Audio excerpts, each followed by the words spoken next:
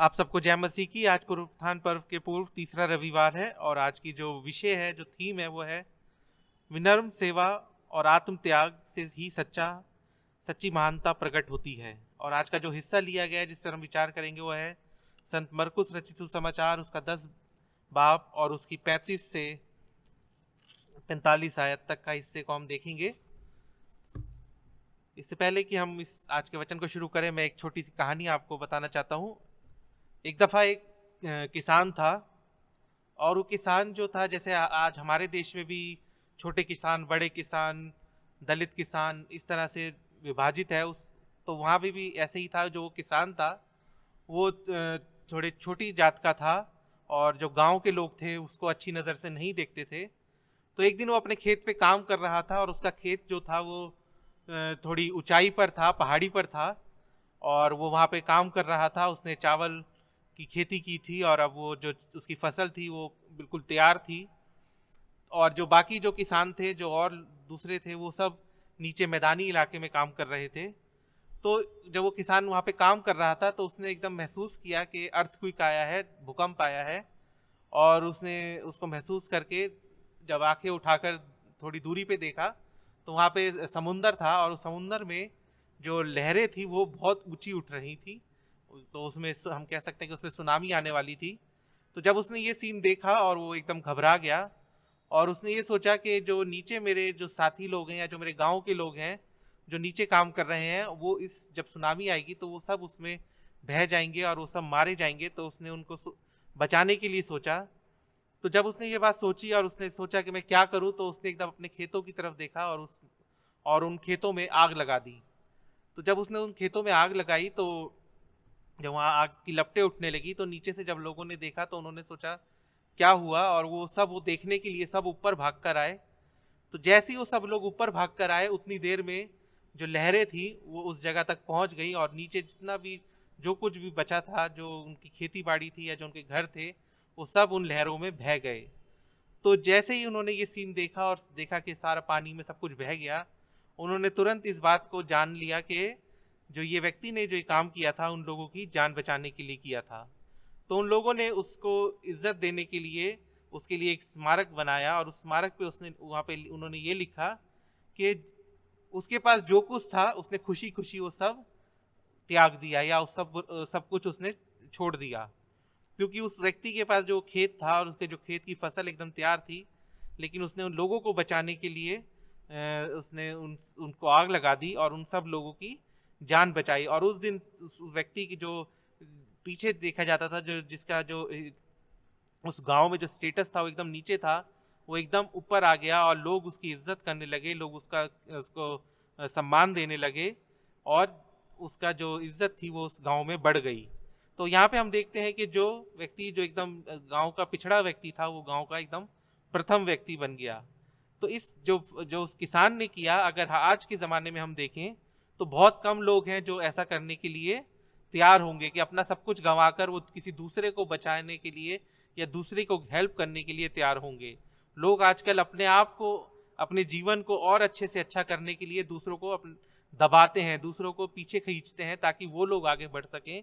आज का हम ऐसा समय देखते हैं। लेकिन जो आज का जो पैसेज है, जो टेक्स्ट है, वो हमें जहाँ ये सिखाता है कि अगर हमें प्रथम आना है, तो हमें सबसे पीछे होना होगा। हम अगर सोचते हैं कि मैं जो हमारी जो जीवन की दौड़ है वो सबसे आगे होकर ख़त्म करूं और मैं विजेता कहलाऊं, तो शायद वो मुमकिन ना हो।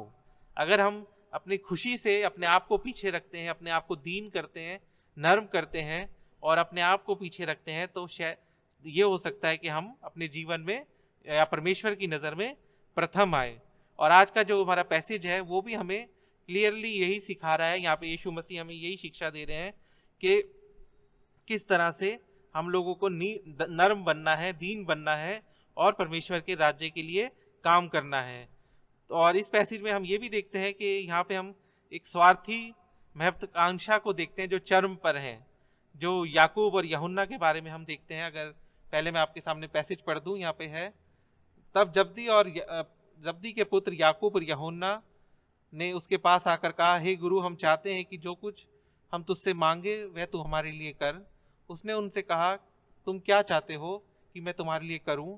उन्होंने उससे कहा, हमें ये दे कि हम तेरी महिमा में हम दोनों में से एक दाहिने और दूसरा बाईं ओर बैठे। यीशु ने उनसे कहा, तुम नहीं जानते कि क्या मांगते हो। जो कटोरा मैं पीने पर हूँ क्या तुम पी सकते हो? जो बपतिस्मा मैं लेने पर हूँ क्या तुम ले सकते हो? उन्होंने उससे कहा, हमसे हो सकता है। यीशु ने उनसे कहा, जो कटोरा मैं पीने पर हूँ तुम पियोगे, और जो बपतिस्मा मैं लेने पर हूँ उसे लोगे, पर जिनके लिए तैयार किए गया है उन्हें छोड़ और किसी को अपने दाहिने और अपने बाएं हाथ पर बैठाना मेरा काम नहीं। यह सुनकर दसों याकूब और यूहन्ना पर रिसियाने लगे। तो यीशु ने उन्हें पास बुलाकर उनसे कहा, तुम जानते हो कि जो अन्य जातियां के हाकिम समझे जाते हैं वह उन पर प्रभुता करते हैं, और उनमें से जो बड़े हैं उन पर अधिकार जताते हैं। पर मैं तुमसे ऐसा नहीं, वरन जो कोई तुम में बड़ा होना चाहे वह तुम्हारा सेवक बने, और जो कोई तुम्हारा प्रधान होना चाहे वह दास बने। क्योंकि मनुष्य का पुत्र इसलिए नहीं आया कि उसकी सेवा टहल की जाए, पर इसलिए आया कि वह आप ही सेवा टहल करे और बहुतों की छुड़ौती के लिए अपने प्राण दे। तो आज जब ये जो पैसेज है जो हमारे जिसके पर हम विचार करेंगे, इसमें हमें यीशु मसीह साफ साफ दिखा रहे हैं कि अगर हमें प्रथम आना है तो हमें पीछे होना पड़ेगा। अगर हमें प्रधान बनना है तो हमें पहले दास बनना पड़ेगा। तो आज इसी को हम इस पे विचार करेंगे। तो हम सबसे पहले 35 और 40 आयत तक देखेंगे। तो उसमें हम सबसे पहली चीज़ जो 35 और 37 आयत में देखते हैं वो एक निवेदन देखते हैं, विनती देखते हैं, लेकिन जो खुदगर्दी से भरी है, जो स्वार्थ से भरी है। यहाँ पे जो यूहन्ना और उसका भाई याकूब दोनों जो यीशु मसीह के पास आते हैं और उससे आके बोलते हैं कि हमें अपने महिमा में हमें अपने सीधे हाथ पे और उल्टे हाथ पर बैठने का हमें अधिकार दे। क्योंकि अगर जो व्यक्ति सीधे हाथ पर बैठता था तो वो उसकी जो महत्व होता था वो दूसरे नंबर का होता था, और जो उल्टे हाथ पर बैठता था वो उसका महत्व तीसरे नंबर का उसका रैंक होता है। तो वो ये चाहते थे कि जब यीशु मसीह अपनी महिमा में आए, अपने राज्य में आए, तो उन्हें पहला और जो उसके साथ का दूसरा और तीसरा स्थान उन्हें मिले, ताकि उनका जो महत्व है वो बढ़े। उसमें वो 3 चीज़ें के लिए इस विनती में वो 3 चीज़ें मांग रहे हैं। पहली है वो प्रमुखता चाह रहे थे कि बाकी 10 में उनको प्रमुख माना जाए। यीशु मसीह की महिमा में जब वो सिंहासन पे आए तो उसके दाएं और बाएं बैठने का उनको अधिकार मिले। दूसरी चीज़ वो ये चाहते थे कि वो निकटता चाहते थे, कि वो यीशु मसीह के सबसे निकट रहें, सबसे करीबियों में रहें। जैसे कि आज हम देखते हैं अगर कोई व्यक्ति अच्छी पोजीशन पे होता है, कोई नेता होता है, तो बाकी लोगों में ये होड़ लगी रहती है कि वो किस तरह से उस नेता का या उस व्यक्ति का जो अच्छी पोजीशन पे है, ऊंचे स्थान पर है, उसका दाया और बाया हाथ बनने की कोशिश करते हैं। हम अक्सर हिंदी मूवीज़ में भी पुराने समय की में देखते थे कि वो मेरा दाहिना हाथ है, और तो या मैं उस व्यक्ति का दाहिना हाथ हूँ। तो उसमें उनको एक रिस्पेक्ट मिलती थी, क्योंकि उस व्यक्ति के बाद उनका नंबर आता था। तो वो निकटता चाहते थे कि वो यीशु मसीह की निकटता में रहे और उनको अधिकार ज़्यादा मिले। तीसरी चीज़ वही जो अधिकार जो चाहते थे कि वो जो यीशु मसीह ने उनको बताया था कि जब वो राज्य में आएगा और वो उसके साथ होंगे, तो वो अधिकार वो चाहते थे। तो यहाँ पे हम देखते हैं कि उनके जो ये ऐसा उन्होंने आके यीशु मसीह के सामने डिमांड रखी या जो रिक्वेस्ट रखी, उसका क्या कारण था? उसका पहला कारण तो ये था कि जो यूहन्ना और जो याकूब थे वो सलोमी के पुत्र थे, और सलोमी यीशु मसीह की जो माँ मरियम थी उनकी बहन थी। तो हम ये कह सकते हैं कि वो यीशु मसीह के फर्स्ट कज़न थे, उसके भाई थे, और उस रिलेशन से वो चाहते थे कि उनको ये अधिकार मिले कि वो यीशु मसीह के दाएं और बाएं बैठे। फिर दूसरा कारण ये हो सकता है कि जो यीशु मसीह ने मत्ती 19:28 में जो वादा किया था अपने चेलों से, उसमें हम देखते हैं मत्ती 19:28 में लिखा है, मत्ती और उसके 19 बाब की 28वीं आयत में यीशु ने उनसे कहा, मैं तुमसे सच कहता हूँ कि नई सृष्टि में जब मनुष्य का पुत्र अपनी महिमा के सिंहासन पर बैठेगा, तो तुम भी जो मेरे पीछे हो लिए हो 12 सिंहासनों पर बैठकर इजराइल के 12 गोत्रों का न्याय करोगे। तो जो ये वादा यीशु मसीह ने किया था, तो वो उस वादा उनको मालूम याद था, और उसी वादे को लेकर वो यीशु मसीह से चाहते थे कि वो उनको दाएं और बाएं बैठने का अधिकार दे। लेकिन जो उनका जो डिमांड थी या जो उनकी सोच थी, उसकी जो टाइमिंग थी वो गलत हो गई थी। यीशु मसीह यहाँ पे कहते हैं जब 29 आयत में कि जब नई सृष्टि में जब मनुष्य का पुत्र नई सृष्टि या नए जब वो राज्य में आएगा, तब वो तब की बात कर रहे थे। लेकिन जो उनकी सोच थी वो उसी समय में उनके घूम रहे थे, और उनको ये लग रहा था कि यीशु मसीह जल्दी अपनी महिमा में आएगा और वो ये अधिकार चाहते थे। तो ये जो प्रॉब्लम उन चेलों के साथ थी वो आज हम सब के साथ भी है।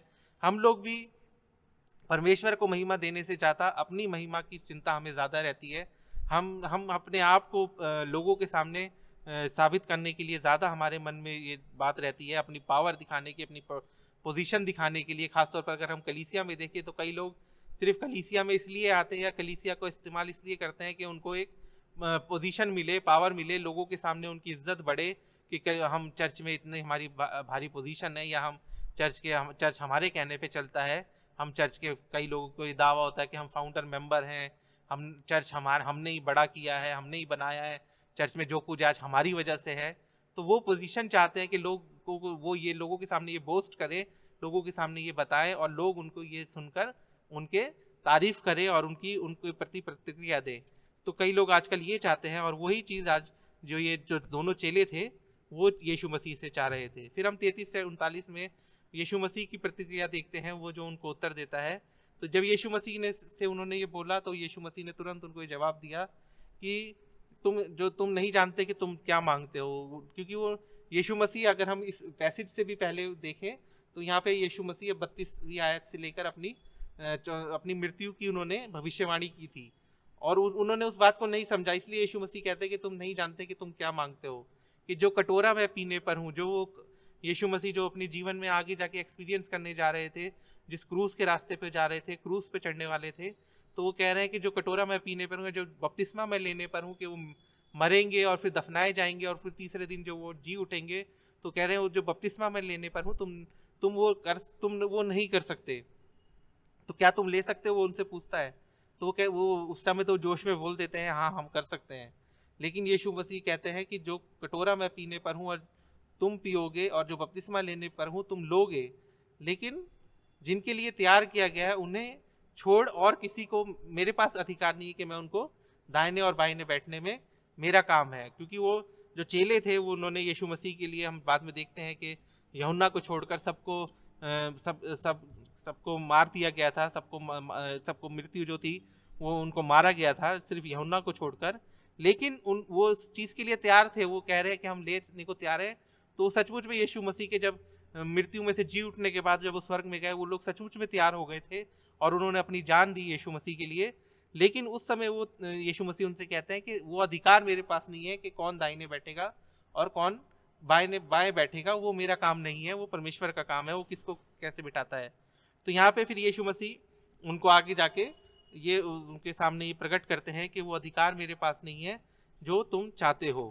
फिर हम 41 से 44 आयत में दूसरी चीज़ जो देखते हैं, जो यीशु मसीह घोषणा करते हैं, जो उनको एक तरह से हम कह सकते हैं उनका दिल तोड़ने वाली घोषणा थी, या हम में से बहुत से लोगों का इस बात से दिल टूट सकता है। क्योंकि आगे यीशु मसीह कहता है 41 आयत से, यह सुनकर दास थे वो यूहन्ना और याकूब के लिए रिसियाने लगे।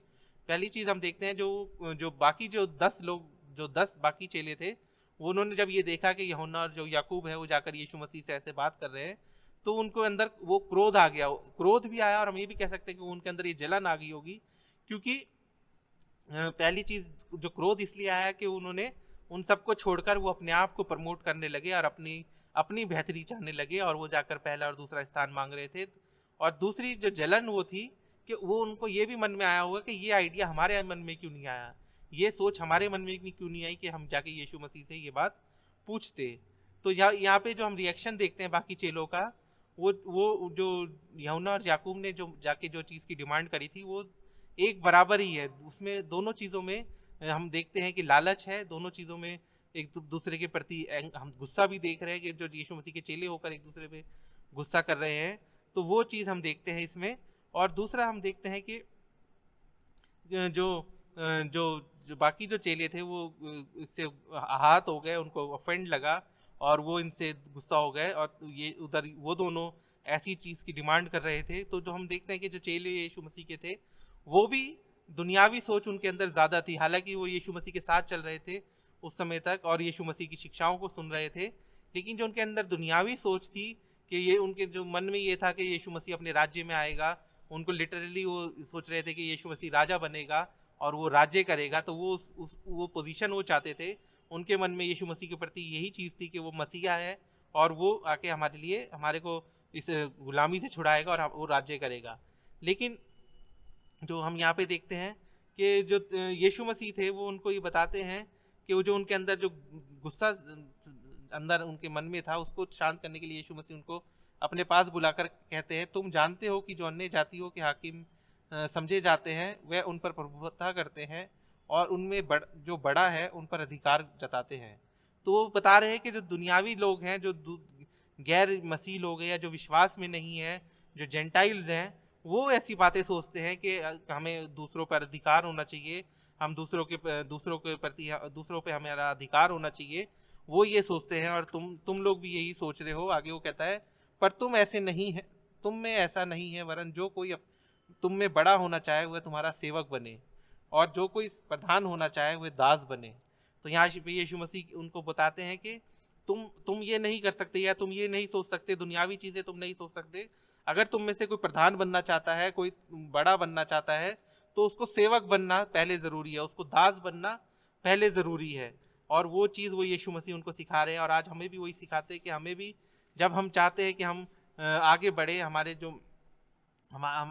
जो जीवन है वो बड़े हों या मसीह के करीबी में जाए या हमारे को लोग जाने, तो हमें पहले छोटा बनना पड़ेगा। एक मसीह जीवन में सबसे बड़ी चीज़ ये है कि हमें नर्म बनना पड़ेगा, दीन बनना पड़ेगा।